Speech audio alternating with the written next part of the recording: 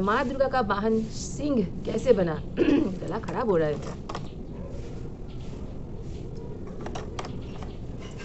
Hello दोस्तों, welcome back to my channel. Hope you all guys are very fine, doing very well. Blog बहुत जल्दी नहीं दे रही हूँ, पॉसिबल नहीं हो रही है, लेकिन मैं फिर से वापस आ गई इस हफ्ते में बहुत ही इंटरेस्टिंग कहानी फैक्ट बताने वाली हूँ, और ये फैक्ट बहुत कुछ हम स्टडी करके उसके बाद ही आपके सामने लाती हूँ। तो चलिए जानते हैं। सामने ही बहुत और ज़्यादा दिन नहीं है, बस 3 ही हफ्ते होंगे दुर्गा पूजा आ रही है। और इस बार दुर्गा पूजा शायद पिछले बार की तरह हम नहीं मनाएंगे, क्योंकि आप लोगों को पता है कि ऑलरेडी बहुत कुछ हो चुका है, बहुत कुछ हो रहा है। तो मैं माँ से तो यही मांगूंगी कि जस्टिस मिले, लेकिन लगता नहीं है कि कुछ हो पाएगा। अभी होपलेस फील कर रही हूँ। इतना जो प्रोटेस्ट वगैरह चल रहा था वो कहीं गुम हो गया, इधर उधर से पता नहीं कहाँ गुम हो गया। एक्चुअली बात यह है ना कि आज के जनरेशन में लोग करने कुछ निकलते हैं और करके कुछ आ जाते हैं। मतलब सोचते कुछ और ही है, होता कुछ और है। सेल्फिश हो गए हैं, खुद का मतलब सही मतलब है और कुछ नहीं है। पूरा देश जो एक साथ मिलके जुट होके ये प्रोटेस्ट के लिए खड़े हुए थे। किसके लिए? जिस लड़की के लिए खड़े हुए थे वो मुद्दा ही एकदम कैसे मुड़ गया। चलो छोड़ो वो सब बातें, हम अभी आज ये बात करने नहीं आए हैं। सामने ही पूजा है सॉरी, गला बैठ रहा है। ज़्यादा इधर उधर के बातें किए बिना असली टॉपिक पे आते हैं, जो मैं बताने आई हूँ, शेयर करने आई हूँ आप लोगों से। कभी आप लोगों को दिल में ये ख्याल आया है, या फिर कभी आप लोगों ने सोचा है कि माँ दुर्गा कभी सिंह पे चढ़ के आते हैं, कभी घोड़े पे आते हैं, कभी हाथी में आते हैं और जाते हैं, पालकी में जाते हैं, घोड़े में जाते हैं, नाव पे जाते हैं, मतलब प्रकृति से जुड़े हुए ही है। और फिर शिव का वाहन जो है, महादेव जी का वाहन जो है वो नंदी ही क्यों है, और नारायण जी के वाहन गरुड़ क्यों है? आप लोगों के दिमाग में ये सब सवाल आया कि ये सब भगवान जो है ये तो महाप्रभु है, इन लोगों के पास अपार शक्तियाँ हैं, हर जगह पे विराजमान है, पलक झपकते ही कहीं पे भी आ जा सकते हैं। तो फिर इन्होंने इन पशु पक्षी हो को ही क्यों अपना वाहन बनाया है? कभी दिमाग में आया? ये पशु पक्षी को इसीलिए वाहन बनाया है ताकि हम जैसे इंसान जो है ना, जो इंसान है मूषक की तरह है। मूषक मतलब जो अपने स्वार्थ, मतलब जो चोरी करते हैं, दिमाग बहुत शातिर होता है, सिर्फ अपना स्वार्थ देखते हैं, अपना चोरी करता है, इस तरह का दिमाग होता है इंसान का। इसीलिए दिल में वो स्वार्थ थोड़ा कम रहे। भगवान जो है पशु पक्षियों को अपना वाहन बनाया ताकि हम लोग उन लोगों को थोड़ा सा रिस्पेक्ट, थोड़ा सा प्यार दे। हालांकि 90% people they don't love animals, they don't even care about the environment.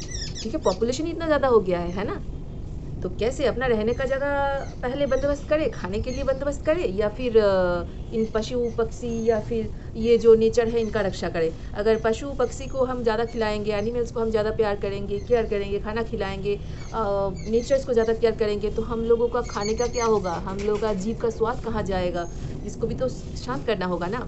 2024 में माँ दुर्गा आ रहे हैं पालकी में, पालकी में आ रहे हैं। पुराण के अनुसार एक शास्त्र में कहावत है कि दोलायम मकरम भवित।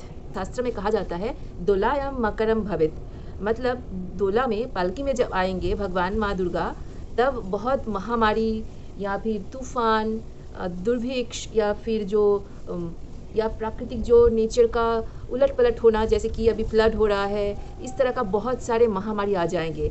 और जा रहे हैं माँ दुर्गा नवमी के बाद दशमी में अपना पृथ्वी लोक छोड़ के कैलाश में माँ दुर्गा जा रही है घोड़े पे सवार होके। और घोड़े का मतलब तो जानते ही अपार शक्तिशाली है बहुत ही, लेकिन उसके साथ साथ घोड़े का इस्तेमाल युद्ध में भी किया जाता है। आप समझ में आया थोड़ा थोड़ा? घोड़े का इस्तेमाल नज़र दोष उतारने के लिए भी जैसे दरवाजे में लगाया जाता है, घोड़े का जो नाल जो होता है वो नज़र दोष उतारने के लिए जैसे हम लोग दरवाजे में अपने बिजनेस के स्थान में लगाते हैं, वैसे ही घोड़े का इस्तेमाल हम लोग युद्ध क्षेत्र में ही करते हैं। माँ दुर्गा घोड़े में सवार होकर वापस जाएगी कैलाश में, इसका मतलब है कि हमारे देश में, हमारा पृथ्वी में युद्ध होगा। ये राष्ट्र से राष्ट्र का हो सकता है, नेशन टू नेशन हो सकता है, कंट्री टू कंट्री हो सकता है। इसके राष्ट्र के अंदर मतलब कंट्री के अंदर, स्टेट के अंदर बहुत सारे पॉलिटिकल चेंजेस आ सकता है या फिर पॉलिटिकल लड़ाई हो सकता है। ये बहुत कुछ हो सकता है जो कि अभी से आप लोग देख रहे हैं। अब पता नहीं बाद में क्या होगा, हम लोग देखेंगे। ये तो फिलहाल जो पंजिका में दिया हुआ रहता है, जो शास्त्र में लिखा हुआ होता है, उसी अनुसार हम बोल रहे हैं। तो मतलब माँ दुर्गा आ रहे हैं दोला में, जिसका मतलब है कि यहाँ पे बहुत महामारी, दुर्भिक्ष ये सब होगा। प्राकृतिक जो भी उलट पुलट होता है, बहुत ही खराब होता है, वो सब होगा। और जब जाएंगे माँ दुर्गा तो यहाँ पे लड़ाई झगड़ा ये सब छोड़ के चले जाएंगे माँ दुर्गा। माँ दुर्गा का और एक नाम शेरावाली भी है। तो शेरावाली नाम कैसे पड़ गया? और माँ दुर्गा शेर के ऊपर ही क्यों सवार होकर रहती है? ये कहानी तो बहुत दिलचस्प है, हम बाद में बताएंगे। सबसे पहले हम नारायण जी का जो वाहन है गरुड़, वो कैसे बना, ये वाला स्टोरी आप लोगों के साथ मैं शेयर करती हूँ, बने रहिए। किस किस को पता था कि नारायण जी का वाहन गरुड़ है? हालांकि नारायण जी को हम हमेशा देखते हैं कि शेषनाग के ऊपर सोए रहते हैं, बैठे रहते हैं, विश्राम करते हैं। जिनको पता नहीं है, आज आप लोगों को पता चल गया कि नारायण जी के वाहन जो है वो है गरुड़, जो हम लोग हिंदी में गिद्ध भी कहते हैं, जो कि अभी ऑलमोस्ट डिसअपेयर हो गया है। बहुत सारे मार दिए गए हैं और नेचर का जो बदलाव हो रहा है, इसके लिए भी बहुत सारे विलुप्त हो गए हैं। ये अपना नेचर का बहुत बड़ा योगदान रखते हैं। ये गिद्ध लोग बहुत ही बुद्धिमान, बहुत उनका जो दृष्टि शक्ति है बहुत ही प्रखर होती है। बहुत ऊंचाई से भी बहुत क्लियर दिखते हैं इन लोगों को, और बहुत ताकतवर भी होते हैं। प्रजापति कश्यप और उनकी पत्नी बिंता के संतान थे गरुड़। अरुण देव का भाई, बहुत ही शक्तिशाली थे और ऊर्जावान थे। उनके पास सारे प्रकार की शक्तियाँ, महाशक्ति थे। और ये जो गरुड़ है ये कैसे बन गया नारायण जी के वाहन, चलिए जानते हैं। एक्चुअली क्या हुआ, गरुड़ जी के माता जी को श्राप हुआ था कि वो दासी बन गए थे। दासी रूप से मुक्ति दिलाने के लिए अमृत कलश को लाने के लिए चले गए, जहाँ पे अमृत कलश को रखा हुआ था। वहाँ पे अमृत कलश को लाने के लिए उनको देवगन से, सांप और बहुत सारे अस्त्र शस्त्र से लड़ाई करना पड़ा। लेकिन वो बहुत ही शक्तिशाली थे गरुड़, उन सब से लड़के अपने मुंह में वो अमृत कलश को दबा के आ रहे थे अपनी माँ के पास। तभी रास्ते में नारायण मतलब विष्णु जी प्रकट हुए और बोले कि तुम ये अमृत कलश लेके जा रहे हो, लेकिन तुम्हारे मन में बिल्कुल भी लालच नहीं आया एक बार भी कि ये थोड़ा सा अमृत हम पी ले? हम सिर्फ आपका एक ही लक्ष्य था कि अपने माता को मुक्ति दिलाना। तो ये हम बहुत खुश हो गए और आपको वरदान देते हैं कि आप दीर्घायु होंगे, आप आजीवन अमर रहेंगे। उसके बाद गरुड़ भी भगवान से बोले कि आप कुछ मांगिए भगवान हमसे, जो हम आपके लिए कर सकते हैं। तब विष्णु जी बोले, क्या तुम मेरा वाहन बनोगे हमेशा के लिए? तब से लेके आज तक हम सब जानते हैं कि नारायण जी के वाहन गरुड़ बन गए। तो नीचे शूट कर रही थी, थोड़ा अंधेरा हो गया था तो ऊपर चली आई। तो आप लोगों को तो पता चल गया कि नारायण का वाहन गरुड़ कैसे बना और शिव जी का वाहन नंदी कैसे बना। आप लोगों को पता है क्या? नहीं पता है तो चलिए जानते हैं। पुराण अनुसार ब्रह्मचारी व्रत पालन करने वाला जो शिलाद ऋषि थे वो तपस्या कर रहे थे। अचानक उनको बहुत डर लगने लगा कि अरे हम तो ब्रह्मचारी हैं, हमारे बाद हमारा जो वंश है वो तो खत्म हो जाएगा, तो फिर ये जो वंश है वो कौन चलाएगा? तो उन्होंने सोचा कि हम गोद लेंगे। मतलब तब के टाइम पे भी एडॉप्शन शुरू, बहुत पहले से एडॉप्शन था और हम अभी इस ज़माने में एडॉप्शन नहीं लेना चाहते हैं। चलिए छोड़िए, बातें बात करेंगे उसके बारे में। तो शिलाद ऋषि थे, ब्रह्मचारी व्रत पालन कर रहे थे, उनको बेटा भी चाहिए था और वो भी शिव जी का आशीर्वाद प्राप्त किया हुआ संतान चाहिए था, तेजस्वी चाहिए था। तो इसीलिए उन्होंने क्या किया, जो शिलाद ऋषि थे वो ब्रह्मचारी व्रत का पालन करते हुए ही तपस्या करने लगे, घोर तपस्या किए। उसके बाद भी शिव जी प्रसन्न नहीं हुए। फिर उन्होंने क्या किया, और भी कठोर तपस्या किया। उसके बाद शिव जी प्रकट हुए और बोले कि तुम्हें क्या चाहिए बताओ। तब शिलाद ने बताया कि हमें एक संतान चाहिए, पुत्र चाहिए जो कि आपके आशीर्वाद प्राप्त हो, हम गोद लेना चाहते हैं। तो तथास्तु बोल के शिव जी चले गए और उसके दूसरे दिन ही खेत में जाके सुबह सुबह शिलाद ऋषि ने देखा कि एक बच्चा, बहुत सुंदर सा एक बच्चा रो रहा था।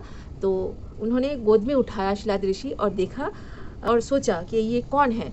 तब शिव जी आए, आके बोले कि यही नंदी है, ये तुम्हारा पुत्र है, अब ये तुम्हारा वंश को आगे बढ़ाएगा। तो ऐसे ही बड़ा होते गया नंदी। अचानक एक दिन 2 ऋषिवर आए और ऋषिवर नंदी को देख के बोले इनका तो आयु बहुत कम है। शिलाद को बता रहे थे और शिलाद से जब बता रहे थे, नंदी पीछे से सुन लिया। नंदी ने पिता को कहा कि आप चिंता मत कीजिए, महादेव का कृपा से हम आए हैं, हमारा जन्म हुआ है तो महादेव ही मेरा आयु को रखेंगे, मैं तपस्या करने जा रहा हूँ। तो ऐसे नंदी भी तपस्या करने चला गया। तो तपस्या करने के बाद महादेव को प्रसन्न किया, महादेव को बताया कि आपके आशीर्वाद से ही मैं यहाँ पे प्राप्त हुआ हूँ मेरे पिता को, लेकिन मेरा आयु तो बहुत ही अल्पायु है, मुझे दीर्घायु होने का वरदान दीजिए। तब जाके महादेव ने कहा कि ठीक है, तुम दीर्घायु होंगे।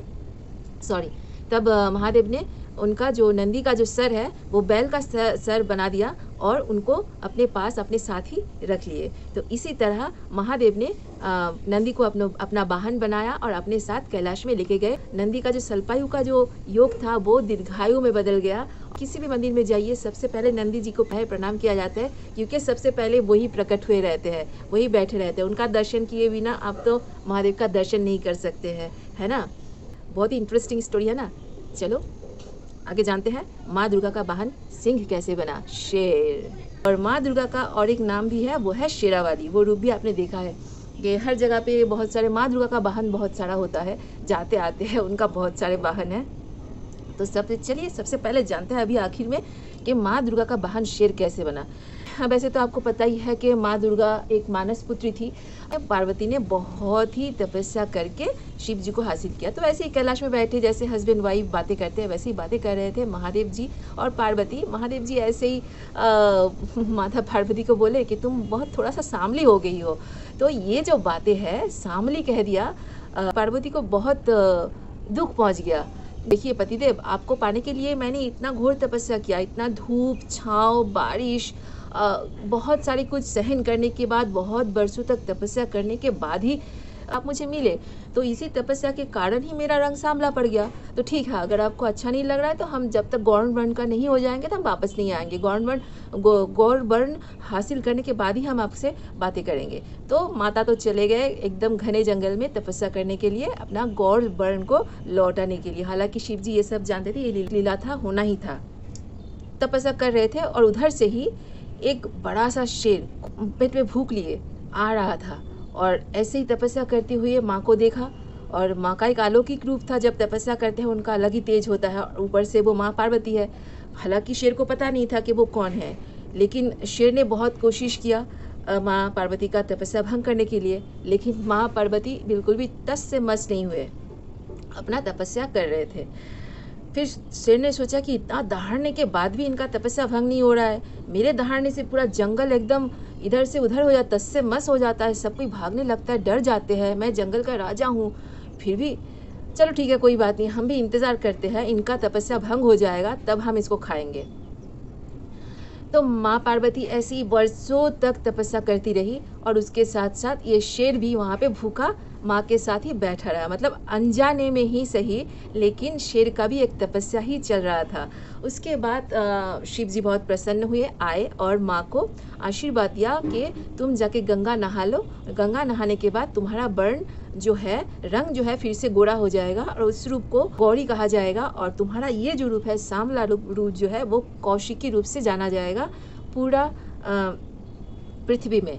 तो ऐसे ही माँ का नाम गौरी हो गया। गौर वर्ण प्राप्त करने से माँ का नाम गौरी हो गया और कौशिकी जो रूप है वो सांवली रूप को कौशिकी रूप कहा जाता है। तो उसके बाद माँ का ध्यान थोड़ा शेर की तरफ गया कि वहाँ पे एक शेर तो बैठा हुआ है। हालांकि माँ को दिव्य दृष्टि था तो माँ ने देख लिया सब कुछ। फिर शेर को जाके ऐसे ही पूछ लिया कि तुम यहाँ पे बैठे हुए क्यों। तो शेर ने बोला कि माँ ऐसी ऐसी बात है, ऐसी ऐसी बात है। तब शिव जी को पार्वती ने बोला मैं क्या करूँ इसका। तब शिव जी ने बोला तुम ही, ये तुम्हारा मैटर है, तुम ही देखो। तब जाके पार्वती ने कहा कि ठीक है, तुम मेरा वाहन बनोगे। तुमने मेरे साथ अनजाने में ही सही लेकिन तपस्या किया है, मुझे बिना खाए, मुझे बिना डिस्टर्ब किए हुए तुमने भी घोर तपस्या किया है। अपना लालच, जो भूख, ये सब दमन करके मेरे साथ वर्षों तक तपस्या किया है, तुम मेरा वाहन बनोगे।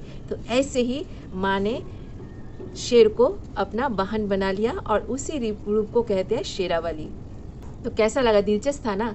तो इसी तरह देखिए भगवान ने हर प्रकृति का हर चीज़ को सम्मान दिया है, हर चीज़ को अपनाया है, हर चीज़ को प्यार दिया है। इसीलिए ही हम लोगों का भी ये कर्तव्य है कि हम हर चीज़ का वो बहुत सारे प्यार दे, संभाल के रखें। ऐसा नहीं कि हम सब कुछ मिटा दे। चलिए, किस किस को पता था कि ये वाहन कैसे बना, माँ दुर्गा का वाहन ये क्यों है? अगर आप लोगों को पता नहीं था तो आज आप लोगों को पता चल गया और अच्छा लगा है मेरे ये शेयरिंग, तो प्लीज़ लाइक शेयर सब्सक्राइब कर दीजिएगा और बेल आइकन को प्रेस कर दीजिए, ताकि फिर से मैं कोई अच्छा वाला वीडियो या फिर कोई भी ब्लॉग लाऊंगी तो आप लोगों के पास जल्दी से आ जाए और आपकी स्क्रीन पे आ जाए। Till then bye bye, love you all, जय जगन्नाथ, हर हर महादेव। सब बहुत अच्छे से रहिए, स्वस्थ रहिए, बाय बाय।